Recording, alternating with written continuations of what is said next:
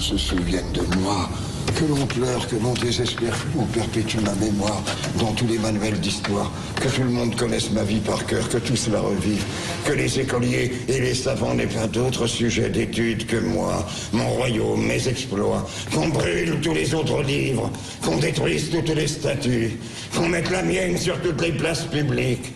La voix d'un immense comédien, Michel Bouquet, décédé aujourd'hui à 96 ans. Oui, sa voix dans Le Roi se meurt de Ionesco, cette pièce qu'il a jouée plus de 800 fois. L'histoire d'un souverain qui se sent mourir et aussi entre tragédie et comédie. Marie Jiquel, c'était le rôle phare de Michel Bouquet. Et oui, Hélène, pendant près de 20 ans, il a porté la couronne du roi Béranger Ier dans la pièce incontournable de Ionesco. On vient de l'entendre. Michel Bouquet représente 7 décennies d'histoire du théâtre français, participant au premier Festival d'Avignon avec Jean Vilar, interprétant les auteurs classiques. Il était amoureux de Molière, sur lequel il a écrit. Mais le grand Michel Bouquet a aussi brillé au cinéma.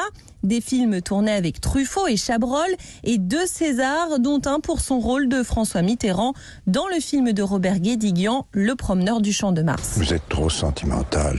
Vous n'avez pas fini de souffrir. Vous savez qu'il y a une parade. Il faut mépriser l'événement. Il y a 3 ans, Michel Bouquet faisait ses adieux aux planches à l'âge de 93 ans. Des planches qu'il adorait mais qu'il redoutait aussi. Il avait toujours énormément le trac. J'ai autant peur et en même temps, j'ai autant envie. Je pense que je n'ai pas du tout senti le temps passer. Avec un classique très symbolique pour ses adieux à la scène, Le Tartuffe de Molière, pièce avec laquelle il avait débuté en 1944. Et justement, Marie, en 2017, Nicole Calfan était à l'affiche de ce Tartuffe de Molière avec Michel Bouquet dans une mise en scène de Michel Faux.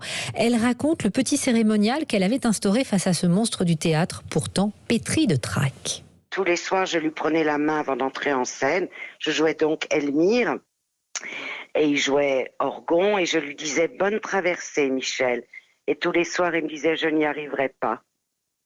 C'est quand même bouleversant, hein. Et il se remettait toujours en question. Quand j'arrivais dans les loges, il était avec son texte. Dans sa loge, il revoyait tout son texte. Et donc, c'était une épreuve pour lui chaque jour parce qu'il voulait toujours se surpasser. Et donc, très, très grand respect. Non, je suis très, très touchée. L'émotion de Nicole Calfan qui se souvient de Michel Bouquet.